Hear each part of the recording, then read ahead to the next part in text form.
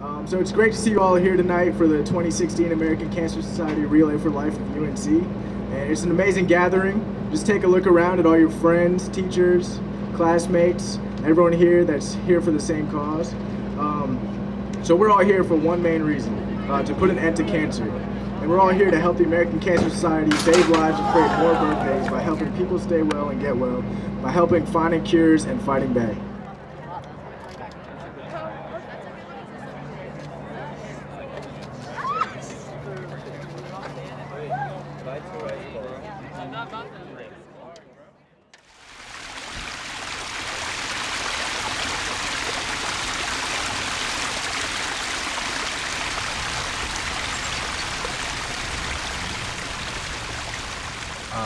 So when I was 4, I was diagnosed with metastatic melanoma skin cancer.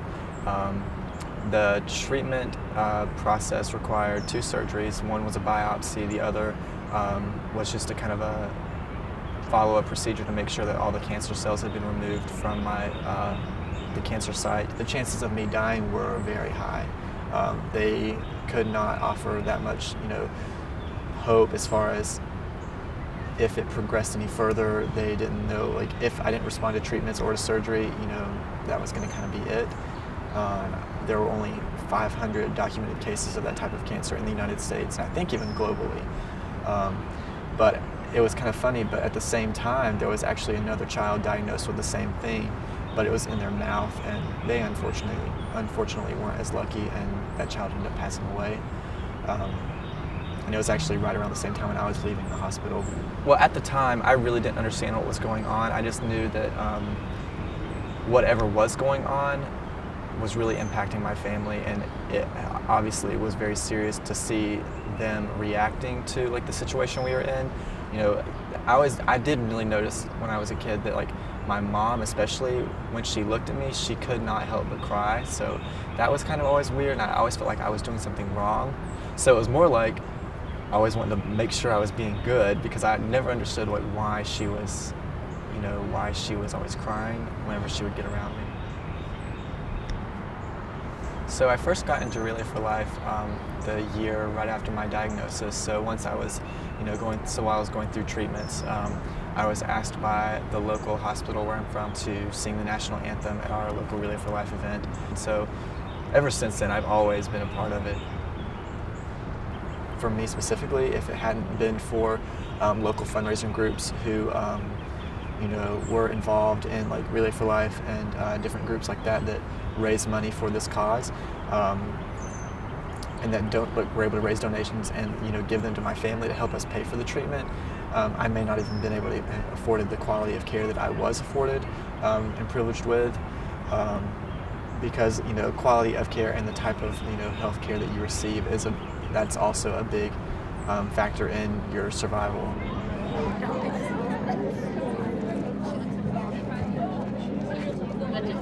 I was diagnosed with cancer when I was 15 years old. I was a sophomore in high school, and I had just been kind of experiencing some pain in my leg. It was mainly after cheerleading, so we basically assumed it was a cheerleading injury. They were whenever I went had my first round of x-rays, they came back and they were like, well, we have good news, your tumor is pretty small, it's the size of an orange. So apparently the size of an orange is a small tumor for osteosarcoma. For my surgery to get the tumor out, we thought the best option would be a limb salvage surgery. And so that kind of entailed, they took the tumor out of my bone, and then since they kind of had to take a lot of bone out too, I had to get a knee replacement. So I have a metal knee, and then I have a metal rod that goes pretty much all the way up my femur, and then throughout the past few years, the bone has just kind of regrown around my femur, so it just kind of gets stronger and stronger every year. I knew that I wanted to do Relay before I even came to UNC, and I knew immediately that I wanted to do the survivorship committee just because I really like connecting with other survivors. I've also recently kind of started my own foundation. It just got incorporated. We haven't really started fundraising yet because it's really new and it's hard, but it's called the FISH Foundation, and the FISH stands for Friends in Sickness and Health.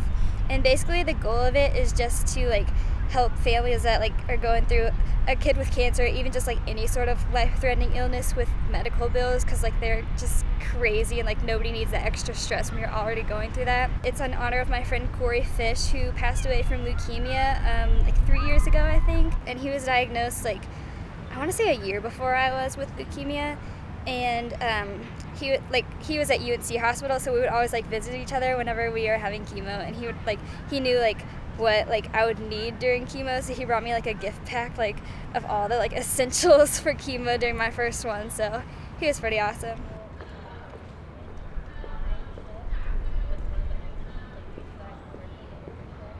Yeah, so this is my first year doing relay. I'm super excited to see what it's like and to see if this really, I'm excited to see the difference that people make and the community coming together to really fight for a really good cause.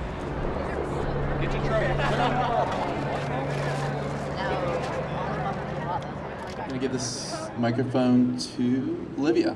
All right, give a hand for her. Thanks, y'all.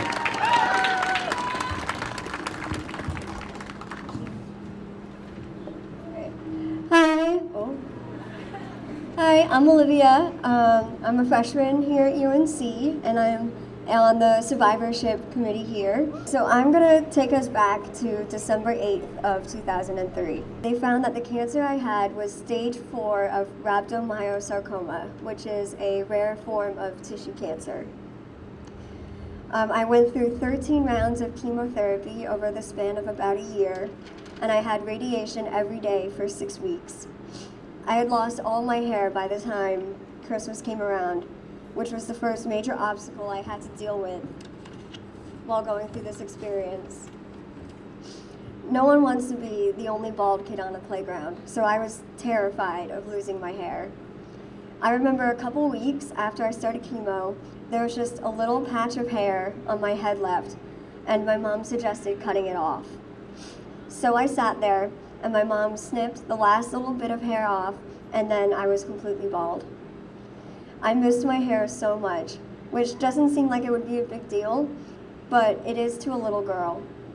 I would ask my mom and my friends with long hair if I could brush their hair and play with it, because I just missed doing that to my own so much. I never take a day for granted, and I try to live my life to the fullest. I've met many friends through my cancer experience, some of which have lost their battle. One of my good friends, Chantel, who I met at the doctor's office, she passed away when she was about 12 years old. And I think I was 7 at the time. And it was just such an awful experience because I was only 7. I was like, what is death? What is this thing you speak of? And yet, at a young age, I had to be hit with the reality that life isn't perfect and that this sucky disease exists. And it can take anybody's life. It could have taken mine, but thankfully it didn't. I am here today, and I believe I'm here to make a difference. I believe I'm here to make an impact on the world and help people out. And that's why we're all here today. We're all here to help those who are going through cancer right now, who have gone through it, who unfortunately lost their battle, who have survived. All of these luminaries are in honor of those, and we're making a difference with every single step we're taking, every single dollar we've raised. We're really helping the lives of all those who are going through this. And I think that's a really great thing and is one of the main reasons why I relay. And I think Relay is an awesome organization, and you guys have no idea what impact we're making right now. So thank you for listening to my story. When I was younger, I should have known better, and I can't feel no remorse, and you don't feel nothing bad.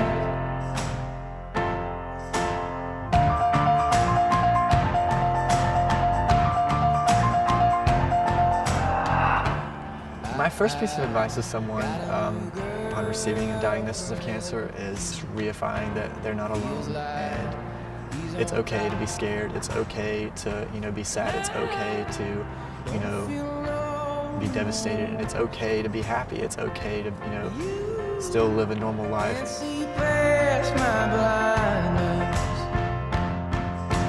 I think my outlook on life has been impacted based on my experience with cancer. I think that has definitely kind of inspired a gratefulness to be alive, and kind of just a realization that